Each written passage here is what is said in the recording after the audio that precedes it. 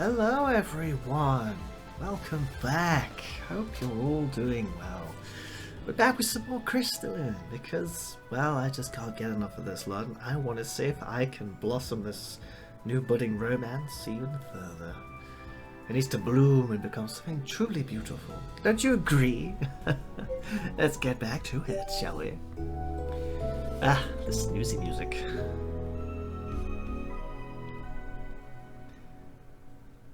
The next day, I woke up to the sound of voices. Looking over, I see Zach and Kara speaking in low whispers. They consult with Leanna and Amelia while the Pango snores softly beside me. As I stir in my bedroom, Leanna glances over at me. Good morning. Hey girl. Morning. The Pango opens groggy eyes as I carefully scoot out of the bedroom. Hi. I want a Pango so much. Sorry. I was trying not to wake you up. Go back to sleep. He opens his mouth wide in a sleepy yawn. Boy. Shaking himself in a little shudder, he blinks his eyes a few times and then focuses a wide grin. Boy. I guess he's awake now. He hops with me as I take his seat with the rest of the party. So, what's going on? We're mapping out our route to the Cloaked Brotherhood's hideout. Oh. I figured you might want to sleep in. It'll end up being a bit of a journey to get there. I give Leanna an appreciative smile. Thanks. So, where are we headed then? The Cloaked Brotherhood is located somewhere within Bridgewick, and that's located back towards the southeast. Sounds like we'll be doing a little bit of backtracking. You are correct. However, that is still advantageous towards our main goal. To reach the water temple, we would have to travel in the same direction regardless. That's not too bad then, although I figured no matter what we'd have to travel south since we're pretty far away. Kara faces Zach. You're positive the Cloaked Brotherhood is in Bridgewick. How do you know if you never joined them? Even through all my research and contacts, I wasn't able to learn the location. They keep it very well protected. I wasn't supposed to know it either. The Brotherhood doesn't reveal the location until you've been initiated. When I was sent to complete my initiation mission, one of the men let slip the location before confirming the completion of my mission. I haven't gone there myself to confirm, so once we reach Bridgewick, we'll need to do more scouting. It still sounds like our best lead. I guess we have our plan then. The team separates as we clean up the camp and get ready to depart. Then we begin the trek towards Bridgewick. It takes us a few days to travel back south. Even though the mission of our journey has changed, Leanna still has me following a strict training regimen. We continue to practice sparring and casting, and I feel myself improve each session. It won't be long before I can beat Leanna in a match. I hope. After about 5 days of traveling, we finally arrive in Bridgewick. I do like these background pictures, they're so pretty. The cobblestone streets are paved and well kept. As we pass through the marketplace, I hear the growing voices of peddlers advertising their wares. More traditional shopfront lines the streets, and a few shopkeepers chase away any tents set up in front of their stores. Pango buries his face into my neck as we walk through. People bustle about as they shop. Everything about this town feels strangely ordinary. If I didn't know any better, I would have guessed there was a dark guild hiding beneath this ordinary facade. Huh. What is it? This place seems kind of pleasant. What were you expecting? Something more like a Wolf's Den vibe, honestly. Hiding someplace unremarkable is a pretty good strategy. They don't typically see too much crime here. I wonder how much influence they have on the townsfolk here. Probably very little. I'd guess that most of the townsfolk don't. Even so, I'm not sure I like the idea of us just hanging out in plain view like sitting ducks. Maybe we should go to the inn until we can figure out what to do next. Too many people might recognize me there. I thought you said the townspeople are innocent. They may be, but the inn is a prime target to leave Cloaked Brotherhood scouts. They'll most likely recognize Zack and alert the guild that he's here. Kara is frowning and looking worried. That's a good point, which brings up an even larger problem. Where can Zack hide out? It might take a few days to even find a lead. He has to be able to stay and sleep somewhere. I have a contact here. We can ask him if he'll let me lay low for a while. Kara raises her eyebrows. Who is it? A friend of a friend. He won't turn us away. A friend of a friend, eh? Zack leads us through the city and pauses in front of a small shop. A sign with a hammer and anvil hangs above the door. This must be a blacksmith's forge. He opens the door and a small bell dings above her head. Weapons line the walls, their blades winking in the light. Oh, a gun. 3 guns. Oh, I can hear the faint sound of a hammer smacking against metal as an orange glow flickers down the hall. We wait a few minutes to see if anyone comes out. When no one does, Zack leads us into the back, where we see a man. His face is sweaty and wrought in concentration as he hammers a blade. Sparks fly when he hits it. The constant hammering is making my ears ring. Zack steps out of the doorway, his shadow casting over the man's work. Hey. The man looks up and blinks. Oh, good afternoon. He wipes his forehead with the back of his arm and smiles. Sorry to keep you waiting. It's usually pretty quiet out front at this time. What can I do for you? Are you Adrian? His smile remains on his face, but a line of tension creases his brows. I am? Who's asking? I'm a friend of Damon. Adrian's eyes widen and he lets out a long, slow breath. That's a name I haven't heard in a while. He always spoke very highly of you. Said the only blade worth having was the one forged by Adrian. Adrian laughs, a deep throaty rumble. And then he switched to discharges. Lost out my business when that happened. His expression softens as he takes a closer look at Zack. You that boy you took him? Although, you're not so much a boy anymore. Zack. I'm sorry about what happened to Damon. He didn't deserve to go like that. No, he didn't. Zack lowers his head, so his hair falls into his eyes. Zack isn't usually this emotional.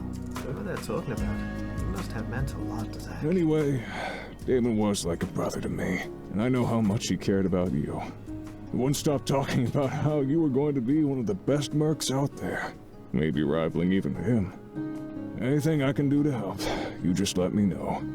A friend of Damon's is a friend of mine. Zack nods. He takes a moment to recompose himself, then looks back up. I appreciate the offer. In fact, I do have a favor to ask. Would it be alright if I lay low here for a while? The blacksmith strokes his chin, smearing soot across his jaw. I notice the skin on his forearm looks like it's been melted. It takes me a moment to realize that they're burn scars. I won't ask why, but can you promise me you won't bring anything back to my shop? I don't need any trouble here. I promise. You won't be involved at all. Then, feel free to stay as long as you need. Thank you. The rest of you going to stay here too? Leanna shakes her head. It's a bit crowded in here, and we've got some things to take care of first.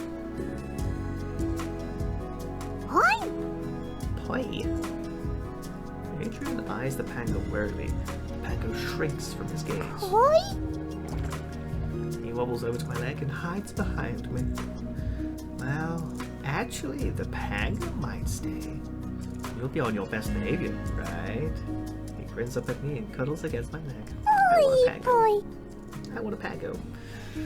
Just in case, I reach for a small crystal stacked on the shelves and fish for a handful of coins, which I offer to Adrian. Is it okay if I buy this? He accepts my coin. I offer the crystal to the pango, who excitedly snatches it up. He wiggles happily in a little jiggle dance.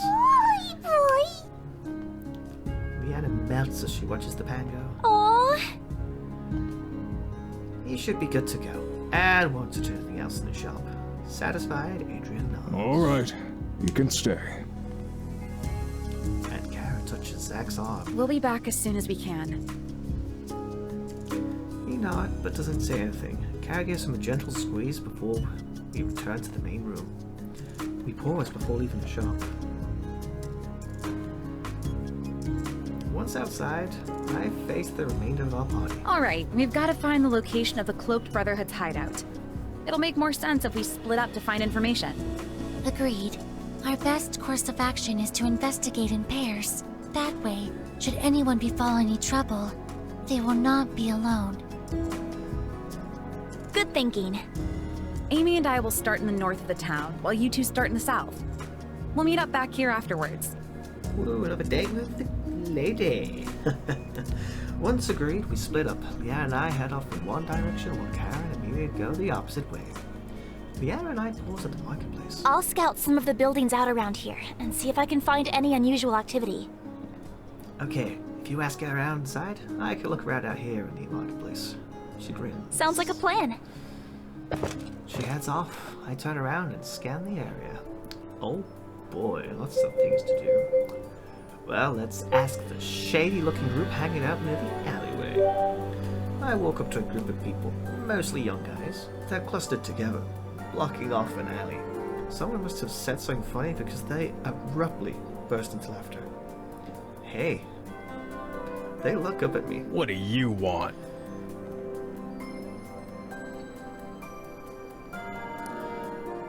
Let's ask about strange going-ons. You don't just literally speak of a guild. That's taboo. Has anything weird been going on in this town? The first man narrows his eyes. What do you mean weird? Like people disappearing, crime rates going up, assassins, ninjas, people like... What? What? He snarls and waves his hand. Get out of here, kid. We don't know what you're talking about. I walk away with a soft sigh. Maybe they weren't the best people to ask. Well, let's try asking this mother. Excuse me. The woman freezes. She stops and turns around. The woman's mouth pulls into a distorted frown. She takes in my leather armor and the sword strapped to my back. Her eyes guarded and wary, she shuffles her son behind her. What do you want?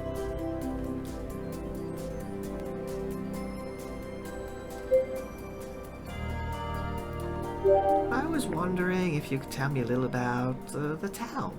Her eyes narrow. What about it?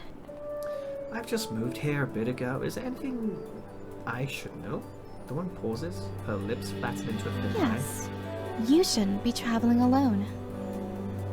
Her grip tightens around her little boy's hand. My stomach clenches.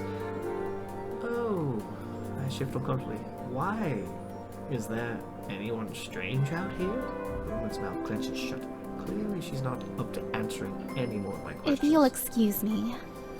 She elbows her way past me and disappears back into the crowd. Well, if all else fails, ask the guards.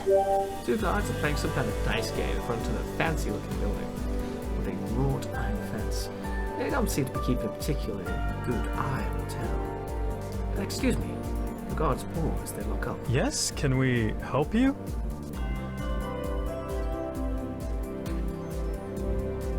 This is not a crime. How's protecting the city going? Fine. Arrest anyone suspicious lately? I lean against the fence trying to appear super casual.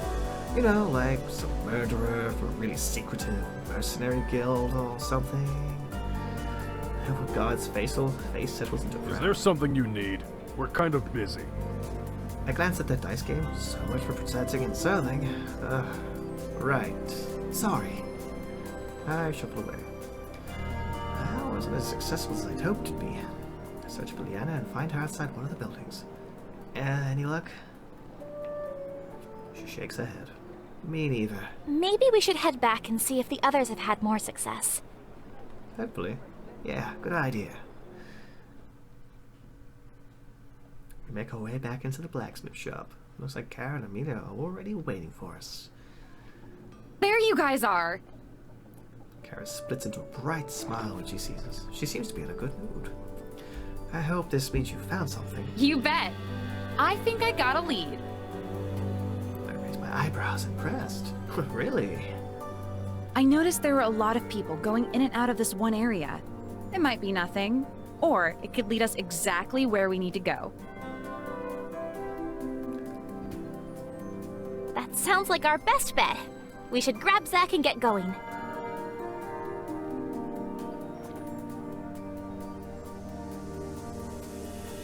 meet up with Zach and fill him in on what we found. He straps on his discharges and together we head out of the shop.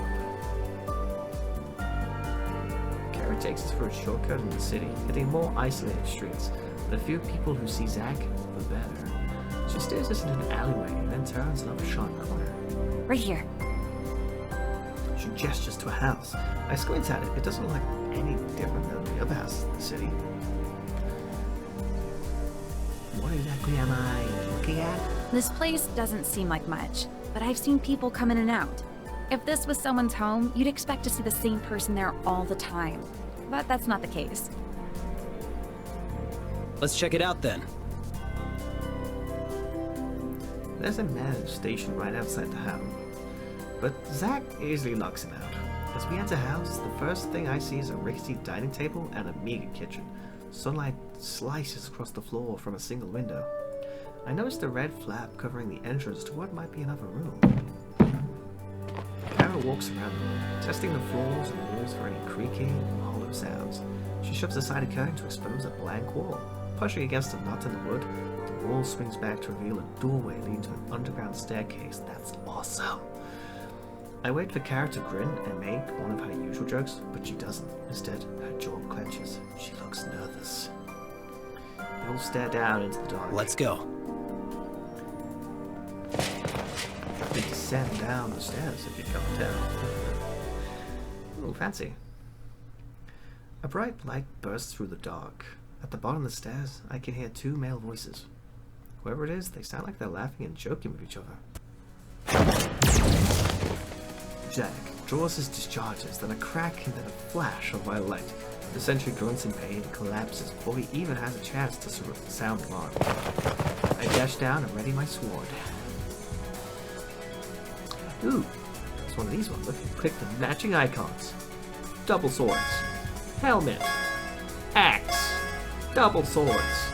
Double swords. Shield. Big sword. I win! The guard cuts at my face with a sword. I lunge, blocking with a spray of sparks. I manipulate the blows and I hack him again and cries out, struggling to keep up with the final swing. His sword clatters to the ground. With the sentries disposed of, we step past them and follow the hallway. Zach leads the way as the hall opens into a large room. It's darkly lit with deep wooden tables. It looks like there's some sort of guild hall. There are alcoved areas branching from the main hall, one of which is guarded. I guess the ledgers are probably stored in that room. The others must have came to the same conclusions with pretty closer to getting a look. A floorboard creaks and the other bandages. He scrambles from the discharge at his waist, but he's not fast enough. Liana shoots her hand out, and a wind gale blasts him away. Let's go! We walk around, and bandits roll across the floor and follow Zach into the room. A man looks up from behind the desk. He has a shock of red hair and a few scars. You can't be back here. This is for authorized... He freezes, the words caught on his lip, then his eyes widen. Zach? A heavy pause. Zach's face is taut with shock. It can't be. There! Vare gapes at him. Then his expression melts into a wry smile and a laugh bubbles out of him. Of course it's you. It's always you, isn't it? Zach's face is frozen with shock and confusion. There! You're alive! Yes, and I'm just as surprised to see you, too. Although I really shouldn't be. I should have known better. What are you talking about? Where have you been this whole time? A bit slow on the uptake. Honestly, I expected better from you, Zach, the prodigal son. You've been here, with the Cloaked Brotherhood. There you go. I knew you'd get there eventually. Our last mission together. You, me, Damon, and the others. We had to transport the weapons. Seemed easy enough at the time. You were there on the crystal rail with us. But you weren't there when they all got attacked. Apparently, neither were you. No. I was sent to look for you. We thought maybe something happened when you didn't return from scouting. Damon couldn't even trust me to do one thing.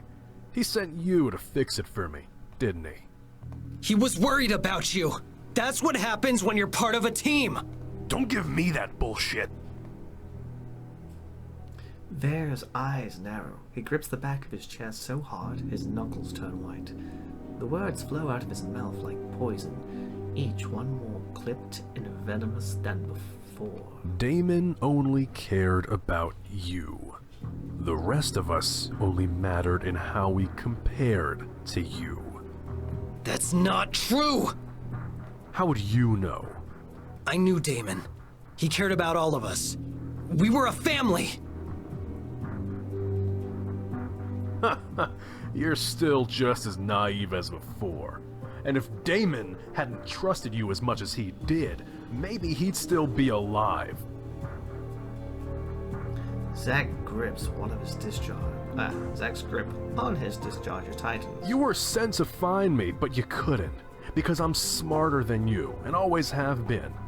It's too bad Damon wasn't able to see that, but I found people who did. He gestures to the guild around him. If you had caught me, then maybe the attack wouldn't have happened. Maybe the Cloaked Brotherhood wouldn't have secured the weapons and killed everyone on that crystal rail. Damon died because you couldn't complete your mission. Ooh, he's going for the backstory route here. Suddenly, a loud crack rings in my ear and a flash of purple sparks in my vision. Zack stands with his discharger raised while Veer, whatever his name is, clutches at his side. He stalls as he whips out his own discharger and shoots at Zack, who deftly dodges it. I snap back to reality and pull out my sword. Liana and Amelia power up their manipulators as Kara reaches for her daggers. Oh, we have a battle with Veer. Let's begin. Fire, helmet, big sword. Fire, sword, axe. Helmet, fireball, shield, helmet. Double sword, shield, helmet. That was really difficult. Who crumpled? There, crumples into a heap on the ground, gasping. Zack's eyes are dark abyss as he calmly aims his discharger at his face. Kara's eyes widen. Zack, what are you doing?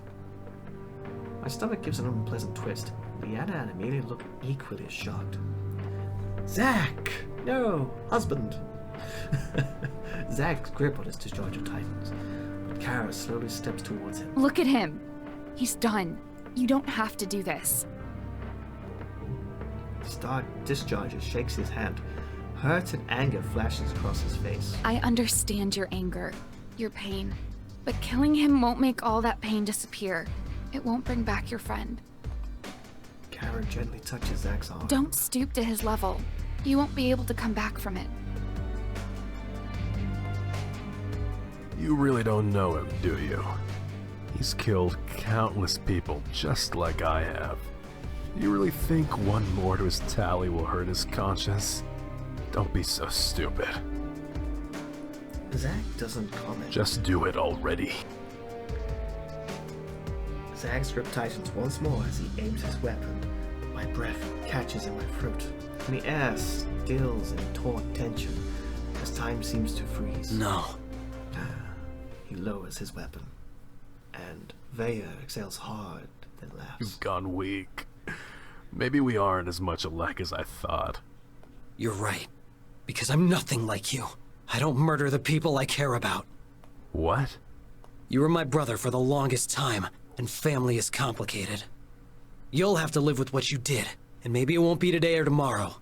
But someday, your decisions will come back to haunt you.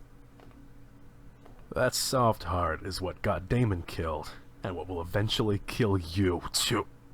Zack swings the discharger around, crunching into Veer's temple. He slumps to the ground. The encroaching quiet seeping in seems to bring life back to us. Zack breathes hard as he stares at the body on the ground.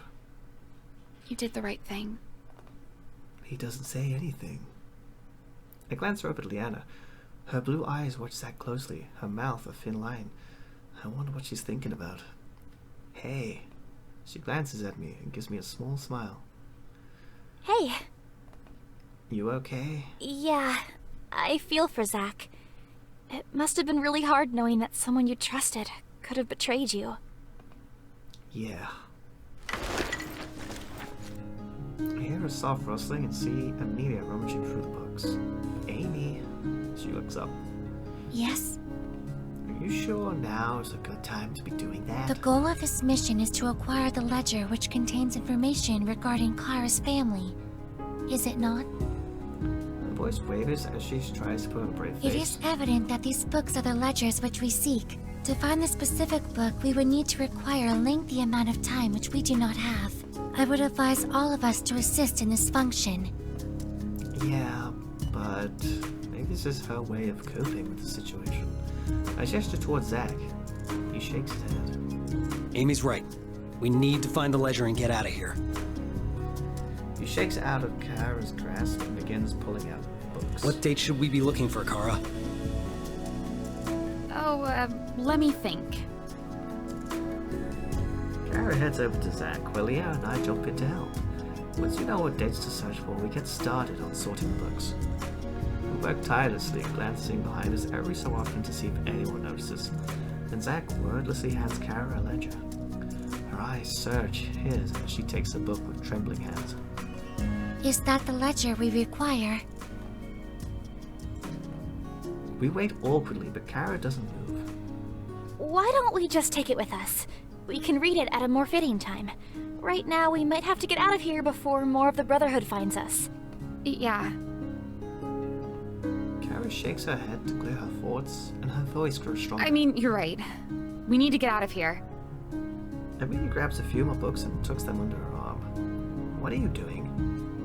I'm acquiring proof should we wish to alert the proper authorities about the Cloaked Brotherhood. Good idea. I think those will be enough, though. Let's go. The group nods and we slip out of the room. Oh, sneaky like. I follow the group for a corridor and we navigate to the exit. The sky is a canvas of darkness when we exit the house. Bright stars prick holes in the inky black night. I let out a soft breath of relief. We made it. Zach marches ahead of us. He approaches the first guard we find. The guard stiffens as Zach approaches, taking his black coat and scarf. Can I help you? Yes. We discovered something that might be interesting to you. Oh? There's a band of dangerous mercenaries living in this area. They're called the Cloaked Brotherhood, known for taking on jobs which hurt innocent people. We've just discovered their home base. The guard looks surprised. I've never heard of this group. Sure you have. That's the point. He seems dismissive and skeptical. It's pretty hard to believe that a dangerous organization has been in this town the whole time without our knowledge. They don't operate openly. Still, the guard seems unconvinced. Zach shows 3 books Amy grabbed from the ledger room at him. Here's a list of some of their targets, and these are just a few of them. There's a whole room full of even more names and missions. The guard rolls his eyes as he opens the first book, but his jaw tightens as he flips through the pages. These are death dates. Yes. He continues to flip through the book, then opens up the second. Look how far back these dates and names go. They've been operating for a while. The guard snaps the book shut, his mouth frowning in obvious distaste. Where did you say you found this? His voice is hard and his eyes steely. Zach points to the house. There's a hidden doorway behind a curtain in the front room. You'll need reinforcements. I'll look into this. If all of this is real, then there are serious crimes being committed. His demeanor changes completely from the bored, listless man we approached. His footsteps are brisk and sharp as he seeks out his fellow guards. Kara's still clinging to her book. She clutches it to her chest. Zach notices Kara's expression. Come on, let's go to the inn. What if someone sees you? It doesn't matter anymore. The scouts will return to headquarters to discover an army of guards storming the place. I'll be the last of their worries. That's true. Kara sounded like she's still in a daze as Zach steers her towards the inn. The rest of us follow silently behind. When we arrive at the inn, we hurry upstairs, walking faster than normal. Zach doesn't stop to make eye contact with any of the other patrons, even though a few of them do a double take. Kara goes into her room. Zack follows her and swings the door shut behind him, but it catches on the back of his heel, which stops it from closing all the way. He must have a one-track mind because he doesn't seem to notice. Are you sure you want to do this? Kara takes a deep breath. Yes. She closes her eyes. No. Her face twists. But I need to. I need to know. Take your time. Whenever you're ready. She nods, not meeting his eyes. We should go. We should leave. But Leanna and Amelia stand on either side of me, rooted to the spot. Even Panko is still silent. After what seems to be an eternity, Kara flips through the book, biting her lip. There's a lengthy pause. I can see her eyes flicker across the page. She freezes. A visible weight seems to leave Kara's body. The book goes limp in her hand, hanging wide open from her fingertips. I don't think she even realizes it's still there. At least now I know. Heartbreak flickers across Leanna's face. Oh, Kara! I'm so sorry. My chest gives a painful tug. Are you alright? Kara nods. I'm fine. But her voice is tight. She tries to put on a smile, but can't hide the pain from her face. Zack takes a step towards her. He touches her arm, and something in Kara's expression changes. I'm fine. Really. I know. Kara's eyes begin to shimmer with tears. She shakes her head. I know. Finally, he folds her into his arms. The ledger falls to the ground with a soft thud. Her voice cracks as she tries to hold back tears. For those who don't know, we came here to find out if her parents are dead, and well, yeah. Zack's arms wrap tightly around her. She clings to him, and she can't hold back any longer. They stand there together, Kara's body shuddering from her deep sob as Zack holds her, as strong and steady as a rock. My heart caves. I want to help, but I don't know what to do. Leanna touches my arm. We should go.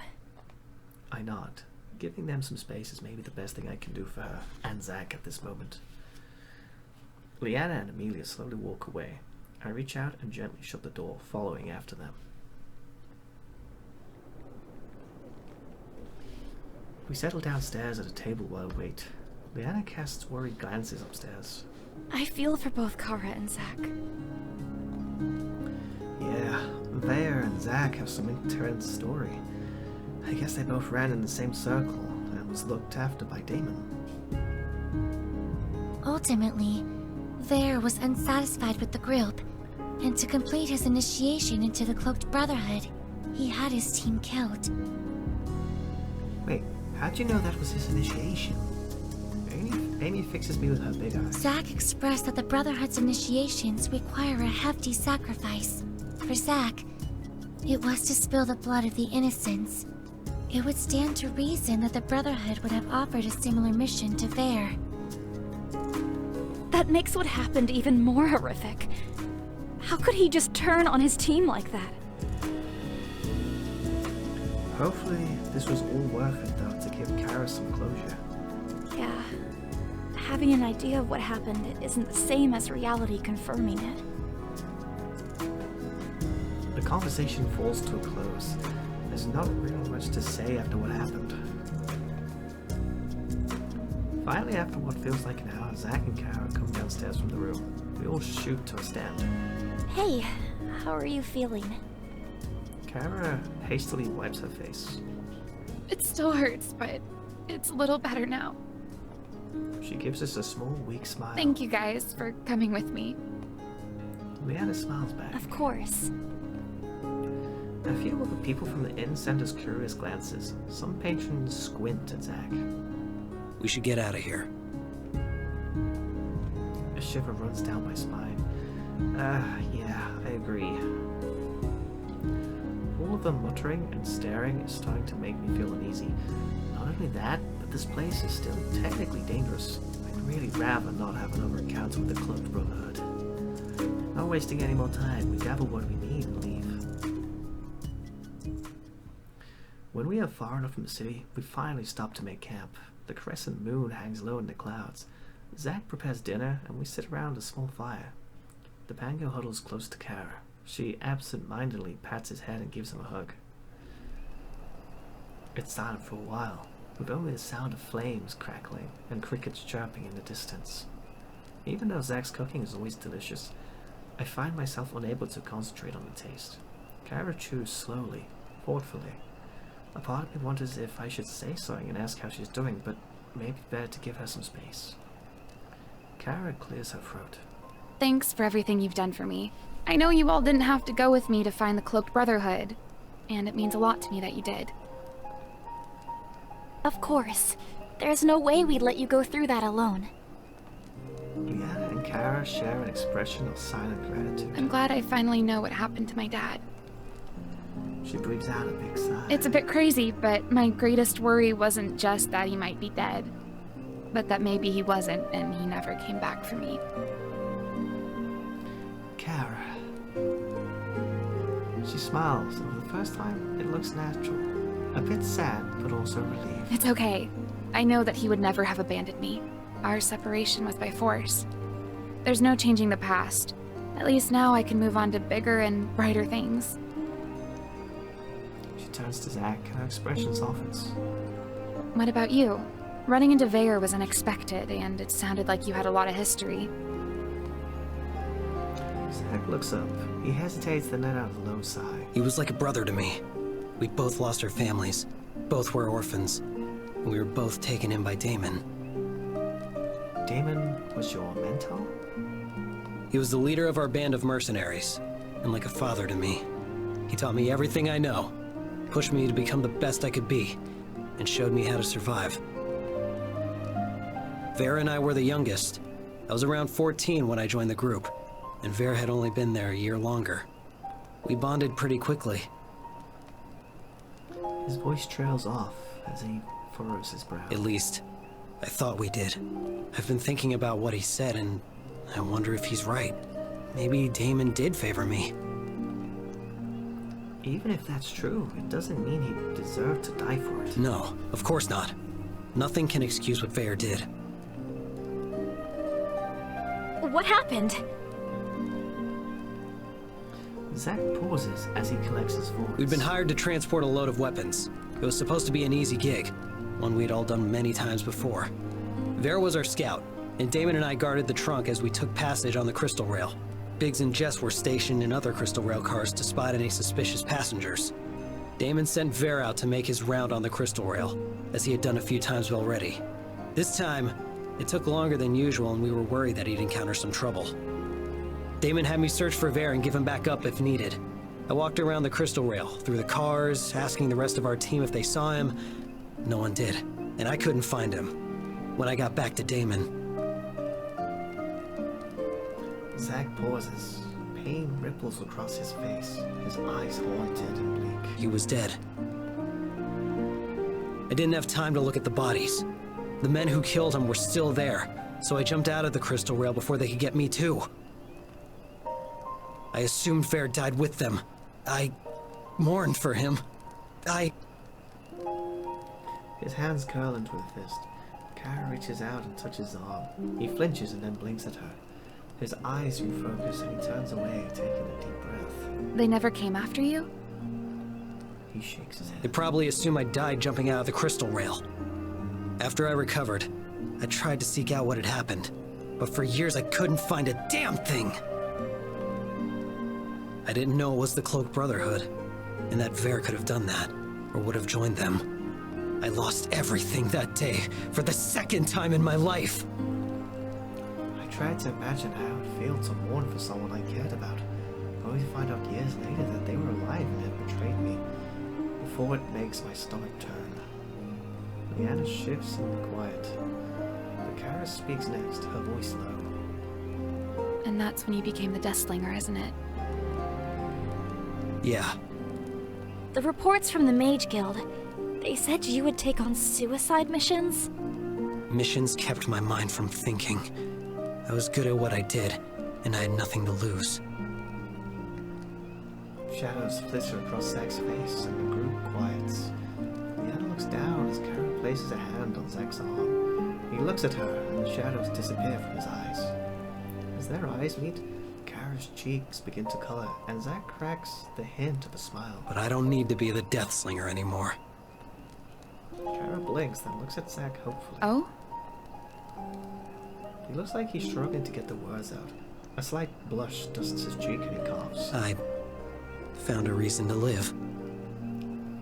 Ah, he does have a heart. Oh, stop you.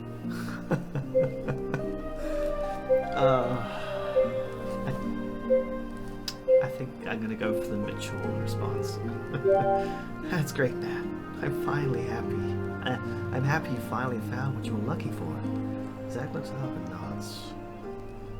We should get some sleep. It's been a long day. Yeah, I agree. Every limb and muscle suddenly feels sluggish. I realize how much I've pushed myself today. The same exhaustion seems to ripple throughout the rest of the group. I unravel my bedroll and smack it a few times, puffing out as best as I can. Kara is the first one to sleep. Today's events must have been really exhausting for her. In her sleep, her face looks smooth and peaceful. I hope she's able to get a good night's rest. Zach's bedroll shifts a little closer to hers. When he gets close, I hear a tiny squeak. The Pango pokes his head out from Kara's bedroll and blinks at Zach. Through my haze of exhaustion, I see Amelia stretch out her hand. Her bracelet shimmers and the embers of the fire snuff out. Why would you turn the fire off? My eyes droop shut as I fall asleep.